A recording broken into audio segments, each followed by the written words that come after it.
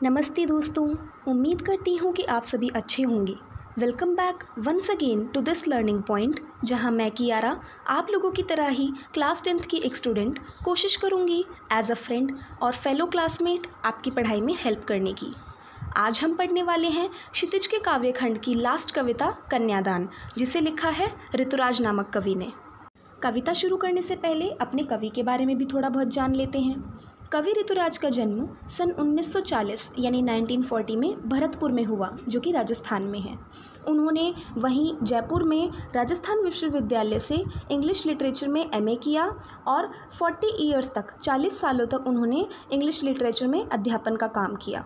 उसके बाद अब वो रिटायरमेंट लेकर जयपुर में ही रहते हैं। उनकी मेन विशेषता क्या है उनकी पोएम्स की, कि वो मेन स्ट्रीम मुख्य धारा से हटकर समाज के जो भी प्रॉब्लम्स हैं, लोगों की चिंताएं हैं, वो हमारे सामने रखते हैं और उनका बहुत अच्छे से चित्रण करते हैं। सो दोस्तों, कविता समझने से पहले मैं आपको बताना चाहूँगी कि वीडियो के एंड में मेरे पास आप सभी के लिए एक सरप्राइज़ है, जिसमें मैं अपने 3 स्पेशल सब्सक्राइबर्स के कमेंट्स आपको शो करूँगी and hence I will be giving those 3 YouTube friends of mine a shout out today. तो अगर आप जानना चाहते हैं कि आप उन तीनों में से हैं या नहीं, जुड़े रहिए मेरे साथ। हो सकता है कि आपका ही कोई कमेंट इस वीडियो या फिर आने वाली वीडियोज़ में फीचर हो जाए। नाउ दैट बीइंग सेड, आइए कविता समझना शुरू करते हैं। कितना प्रामाणिक था उसका दुख, लड़की को दान में देते वक्त, जैसे वही उसकी अंतिम पूंजी हो। प्रामाणिक यानी कि वास्तविक, सच्चा, जो कि दिखाई देता है, और पूंजी यानी कि धन, प्रॉपर्टी। यहाँ माँ के दुख की बात हो रही है जब वो अपनी बेटी के कन्यादान की रस्म पूरी कर रही होती है। एक तरह से लड़की की विदाई की तैयारी हो रही होती है। उस समय माँ का दुख बड़ा प्रामाणिक था, यानी कि साफ दिख रहा था, सच्चा दुख था। क्यों? वो खुद ये सब सह चुकी थी। क्या सह चुकी थी? जो कि एक लड़की को अपने ससुराल में सहना पड़ता है। वो जानती हैं कि एक बहू को कितने अत्याचारों का सामना करना पड़ता है, इसीलिए वो अपनी बेटी के लिए चिंतित हैं। लड़की अपनी माँ की अंतिम पूंजी जैसी होती है, उसकी आखिरी संपत्ति जैसी होती है, क्योंकि बेटियाँ अपनी माँ की ही छवि होती हैं और एक माँ अपने सारे गुण अपनी लड़की में भरती है, उसे अच्छी बातें ही सिखाती हैं। इसलिए माँ लड़की का कन्यादान करते समय बहुत दुखी है और उनका दुख प्रामाणिक है, सच्चा है। लड़की अभी सयानी नहीं थी, यानी कि उसकी उम्र कम थी, वो समझदार नहीं थी जो कि समाज की चतुराई को समझ पाए। अभी इतनी बोली सरल थी, वो इतनी भोली भाली और सरल थी, सीधी थी कि उसे सुख का आभास तो होता था, यानी खुशी तो महसूस हो जाती थी। खुशी की बात समझकर वो खुश हो लेती थी, लेकिन दुख बाँचना नहीं आता था। बाँचना यानी पढ़ना। तो लड़की को सुख तो समझ आ जाता था, पर दुख को समझना नहीं आता था। वो हमेशा अपने माता पिता की छाया में रही है, जहाँ उसने सुख ही देखा है, दुख नहीं देखा। इसलिए माँ को ये चिंता सता रही है कि उसकी बेटी दुख को देखकर घबरा जाएगी और दुखों का सामना नहीं कर पाएगी। पाठिका थी वह धुंधले प्रकाश की, कुछ तुकों और कुछ लयबद्ध पंक्तियों की। पाठिका होती है पढ़ने वाली और प्रकाश यानी कि रोशनी। अब इस सेंटेंस के करीब 3 मीनिंग निकलते हैं, इसलिए इस लाइन में मुझे काफ़ी कन्फ्यूजन थी, पर लेकिन इसके कई मीनिंग्स निकल सकते हैं, ऐसी कोई रिस्ट्रिक्शंस नहीं है। आपको जो अच्छा लगे आप वो यूज़ कर लेना। पहला मीनिंग है माँ के लिए, कि वो उस डल सी धुंधली सी ज़िंदगी की पाठिका थी जिसमें वो खुद काफ़ी जुल्म सह चुकी थी। आई एम सॉरी, यहाँ पे मैं पाठिका ठीक से बोल नहीं पाई। दूसरा मीनिंग है लड़की के लिए, कि वो धुंधले प्रकाश यानी सपनों की सुकल्पना में खोई हुई थी। वो केवल अपनी शादीशुदा ज़िंदगी के सपने देख रही थी, उसे सच्चे जीवन के बारे में कुछ नहीं पता था। और तीसरा मीनिंग ये हो सकता है कि उसने अभी पूरी तरह दुनिया नहीं देखी थी, अभी उसने धुंधला प्रकाश ही देखा था, यानी जीवन में अब तक केवल सुख ही देखा था, दुख नहीं।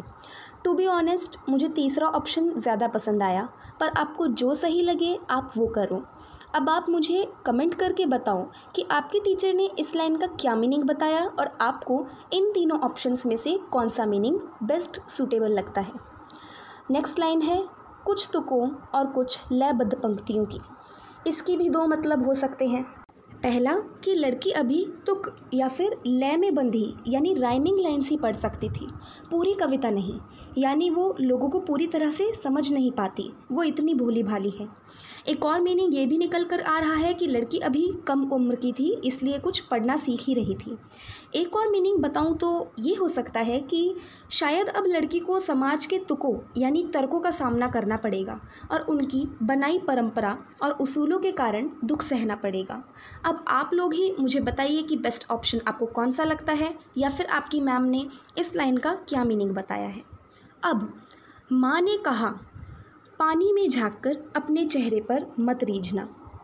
इसका अर्थ ये है कि कभी अपनी सुंदरता पर इतराना मत।